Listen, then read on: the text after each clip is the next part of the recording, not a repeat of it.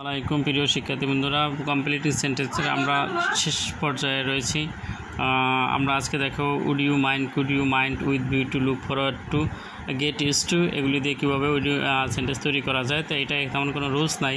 যদি এই শব্দগুলো থাকে তারপর আমাদের কী করতে হবে, উড ইউ মাইন্ড বা could you mind, with view to, look forward to, এগুলি থাকলে আমাদের যেমন উড ইউ মাইন্ড এরপর থাকলে কী করতে হবে, ভার্বটাকে আইএনজি যোগ করতে হবে। যেমন এনে would you mind opening the door, তুমি কি দরজাটা খুলবে। আবার could you mind taking a cup of tea, যে এখানে দেখছো আইএনজি যোগ হয়েছে, এটার সাথে আইএনজি এটা শুনতে। Would you mind, could you mind, look forward to, get use to, mind, এগুলো থাকলে পরবর্তী ভার্বের সাথে কি আইএনজি যোগ করতে হবে। এটাই হলো এটা রুলস, আর কোনো রুলস নাই। এরপর হলো এখানে যাতে মিলে কথাটা এরকম একটা ভার্ব বসাইতে হবে। শুধু মূলত ভার্ব বসাইতে অন্য কিছু বসাইলে হবে না, নাউন প্রোনাউন অ্যাডজেক্টিভ এগুলি বসাইলে হবে না। এখানে ভার্ব বসাইতে হবে, ভার্বগুলো কী হতো আইএনজি যোগ করতে হবে। যে would you mind, could you mind, with view to, look forward to, তো এগুলি অবশ্যই আইনজি যোগ করে দিতে হবে। এই যদি এইগুলি থাকে প্রথম, যেমন উড ইউ মাইন্ড একটা ছিল, এরপর আইনজি যোগ করা হয়েছে। আবার এখানে কুড ইউ মাইন্ড, এখানে আইনজি যোগ করা হয়েছে। আশা করি তোমরা বুঝতে পারছো। তাহলে এরপর আমরা দেখবো যে কি দো এবং অল দো দ্বারা অল কীভাবে প্রশ্ন করা হয়। অল THOUGH, অল দো, অত শব্দটা তো কি যদিও। এই অল দোটা হলো এই অল THOUGH, অল দো শব্দটা তো কি যদিও। Though he is rich, he is unhappy, তাহলে এখানে প্রেজেন্ট ফর্ম হলো, এখানেও প্রেজেন্ট ফর্ম হওয়া গুরুত্বপূর্ণ। চাই আর এটার সাথে মিলে যেন এরকম একটা সেন্টেন্স আমাদের তৈরি করতে হবে। যে দো শব্দটা তো কি যদিও, হি ইজ রিচ, যদিও সে ধনী, হি ইজ আনহ্যাপি, তারপর সে সুখী। আবার although he is poor, he is honest, সে গরিব কিন্তু সে সৎ। তারপরে আরও অনেক সেন্টেন্স দেখা যায়। দো হি is intelligent, intelligent, he cannot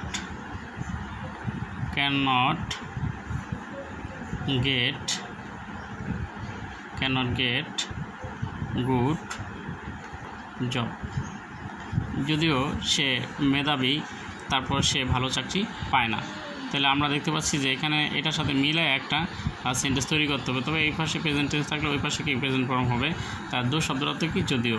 তাই আমরা এটাতে এই পাশের অংশটা থাকলে তখন এখানে অংশটা দেওয়া ছিল, তারপর আমরা কি হি ইজ আনহ্যাপি, তো এটাও প্রেজেন্ট, আবার এটা কি এটাও প্রেজেন্ট, আবার এখানে এটাও প্রেজেন্ট। এই ছিল দো এবং অল দো দ্বারা সেন্টেন্স তৈরি করার একটি ফরম্যাট প্রক্রিয়া। তাহলে আমরা এরপরে যাবো যে because of an account of owing of, এর শব্দ ডিউ টু, এর শব্দটা তো কি কারণে বা জন্যে। এই শব্দের অর্থ হলো প্রত্যেকটা একই অর্থ, জন্য অথবা কারণে। তো এগুলি থাকলে কীভাবে সেন্টেন্স তৈরি করতে হবে, তেমন ব্যতিক্রম রুলস নেই।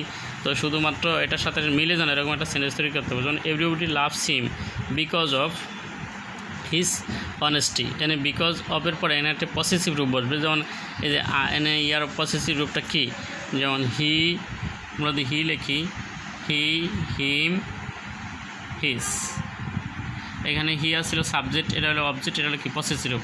এখানে কি পসেসিভ রূপটা বসাইতে হবে এই বিকজ অফের পরে। তাহলে কি যেমন everybody loves him because of his honesty, প্রত্যেকে তাকে ভালোবাসে তার সততার জন্য। আবার আরেকটা on account of his illness he could not attend the class, তার অসুস্থতার কারণে সে শ্রেণীতে যোগদান করতে পারেনি। তো এখানে কি অ্যাকাউন্ট অফ হিজ, হিজ হলো কি পসেসিভ রূপ, আর এটা হলো কি যে এটা হলো এটা কি নাউন, যে এটার পরেও কি আবার এটার পরে কি নাউনটা বসাইতে হবে। যেমন ইলের নাউন হলো ইলনেস, যেমন account of his illness he could not attend the class, মানে এটার সাথে মিলে যেন এরকম একটা বাক্য বসাইতে হবে। এটা ছিল account of because of owing to due to শব্দ দিয়া সেন্টেন্স তৈরি করা, কমপ্লিটিং করা। এরপর উড রেদার দেন, এই শব্দটা তো বরং অথবা তবুও, এই শব্দটা তো কি বরং অথবা তবুও। এটাতে কীভাবে করা যায়, I would rather than die দেন ভেক, আমি মারা যাব কিন্তু ভিক্ষা করব না। তো এটার পরে একটা কি এখানে দেন বসবে, দেনের পরে একটা ভার বসবে, এইগুলির সাথে সব ঠিকই থাকবে।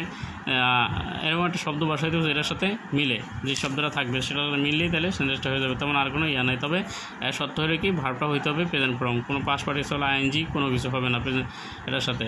যে যেমন I would rather die than beg, এটা প্রেজেন্ট ফর্ম আছে, প্রেজেন্ট ফর্মে আমি মারা যাবো কিন্তু ভিক্ষা করবো না। আবার হ্যাড বেটার অর্থাৎ কি তবু অথবা বরং ভালো, এটা শব্দ তবু অথবা বরং ভালো। যেমন you had better leave the place, তোমার বরং এই স্থানটা ত্যাগ করা ভালো, বরং ভালো।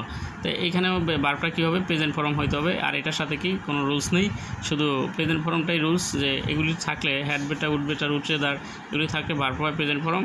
আর এটার সাথে যেন যেই অংশটা দেওয়া থাকবে সেটার সাথে যেন এখানে যেই অংশটা বসানো হবে সেটা যেন মিলে সঙ্গতিপূর্ণ একটা বাক্য লিখতে হবে। যেমন he had better go home, তার বাড়ি যাওয়া বরং ভালো, তার বাড়ি যাওয়া বরং কি ভালো, এরকম হলো এটা। তো আমরা আরেকটা সেন্টেন্স শেষ পর্যায়ে এসে পড়ছি। তারপর হচ্ছে হু, হুইজ, হোয়েন, হোয়ার, দ্যাট, এগুলি হলো রিলেটিভ প্রোনাউন, যে এগুলি রিলেটিভ মানে সম্পদ দুইটা সেন্টেন্সকে একত্রিত করে। যেমন এর আমরা কয়েকটা উদাহরণ দেখছি, আই স দ্য ম্যান, এই হু হলো রিলেটিভ প্রোনাউন, দুইটা সেন্টেন্সের সঙ্গে। হু ওয়াজ ক্যাচিং ফিশ, যিনি মাছ ধরতে ছিল, যে এখানে এ একটা বাক্য আবার এ একটা বাক্য, তাহলে এই বাক্যকে সংযুক্ত করছে এই হু দ্বারা। তাহলে এরকম ব্যক্তির ক্ষেত্রে বসে হু, মনে রাখতে হবে ব্যক্তি যখন বোঝাবে, এখানে মাছ ধরে যে ব্যক্তি বস্তু না, তাহলে ব্যক্তি বোঝালে হু বসাইতে হবে। আবার I bought a pen which was, যে I bought a pen which was green, আমি একটা কলম কিনেছিলাম যা ছিল কি সবুজ। তাহলে এখানে এখানে যদি প্রেজেন্ট ফর্ম হয়, পাস্ট ফর্ম হয়, এই পাশেও পাস্ট ফর্ম হবে, এখানে প্রেজেন্ট ফর্ম হলে এখানেও প্রেজেন্ট ফর্ম হবে, আর এখানে পাস্ট ফর্ম হলে এখানেও পাস্ট ফর্ম হবে। তবে ব্যক্তির ক্ষেত্রে হু বসে আর বস্তুর ক্ষেত্রে হুইজ বসে। যেমন কলম কিনছে, এটা কি একটা বস্তু, কলম একটা বস্তু, যার কারণে হুইজ বসাইছে। আবার this is the house that I want to buy, এ হলো একটা বাড়ি যা আমি কিনতে চাই। এখানে বস্তুর ক্ষেত্র এনে দ্যাটের ক্ষেত্রেও কিন্তু হুইসও বসানো যেত, আবার দ্যাটও বসানো যায়। দ্যাট বসানো এক্সট্রা এখানে। তাহলে সময় বুঝালে কী বসাই দিতে হবে, সময় যদি বোঝায় সেন্টেন্স দ্বারা তাহলে সেক্ষেত্রে হোয়েন বসাই দিত। আবার যদি জায়গার নাম বোঝাইতো তাহলে বসাই দিত হোয়ার। আবার কারণ বুঝাইলে বিকজ বসাইতে হতো, তাহলে হোয়াই বসাই দিত। তাহলে এখানে যখন ব্যক্তি বোঝায় তখন বসাইতো হু, আর বস্তু বুঝাইলে হুইস বা দ্যাট, আর প্রথম জায়গা বুঝাইলে হোয়ার, আর কারণ বুঝালে হোয়াই। তাহলে এই রিলেটিভ প্রোনাউনগুলো দ্বারা তবে সেন্টেন্স যেন এই পাশে প্রেজেন্ট হলে এই পাশে প্রেজেন্ট হবে, এই পাশে পাস্ট হলে এই পাশে পাস্ট। যেমন এখানে এটা প্রেজেন্ট টেন্স আর এই পাশে এটা কি প্রেজেন্ট টেন্স। আবার এখানে এটা প্রেজেন্ট পাস্ট টেন্স, এটাও পাস্ট টেন্স, এটা পাস্ট টেন্স, এটাও পাস্ট টেন্স। আশা করি তোমরা বুঝতে পারছো যে রিলেটিভ প্রোনাউন দ্বারা কীভাবে সেন্টেন্স তৈরি করা হয়। তো আমরা আরেকটা আছে ইন কেস, শব্দের অর্থ কি যদি। তো ইন কেস শব্দের অর্থ যদি হলে তো এটাও সেন্টেন্স একটা সঙ্গতিপূর্ণ বাক্য লিখতে হবে, তেমন রুলস নাই।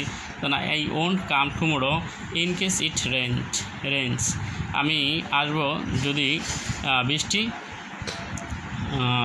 কেস ইট রেন্স, আমি আসবো না যদি বৃষ্টি আসে। মানে আই ওন্ট, উইল আছে, উইলের নেগেটিভ ফর্মটা কি উইল, এর নেগেটিভ ফর্মটা হলো ওন্ট, এর নেগেটিভ ফর্মটা হলো ওন্ট, উইলের নেগেটিভ ফর্মটা won't. I won't come tomorrow in case it rains, যদি বৃষ্টি আসে তাহলে আমি আসবো না। আবার he carried an umbrella in case it rained, যদি এখানে যদি আবার পাস্ট ফর্ম হয় এখানে পাস্ট ফর্ম দিতে হবে, যে আমি একটা ছাতা বহন করেছিলাম যদি বৃষ্টি আসে, এরকম। তো শব্দের অর্থ কি ইনকেস, শব্দের অর্থ কি যদি, ইপেন নাই আর কি, সব এটা করতে হবে। আর এখানে উড দ্যাট আর হলো আই উইশ, অবাস্তব ইচ্ছা। যেমন কি এরকম হলে উড দ্যাটের পরে আই উইশ এবং পাস্ট টেন্স হয়। যেমন প্রথমে উড দ্যাট অথবা আই উইশ বসাইতে হবে, তারপরে যে ইয়াটা বারোটা বসবে সেটা পাস্ট ফর্মের জন্য। Would that I could fly in the sky, আমি যদি আকাশে উঠতে পারতাম।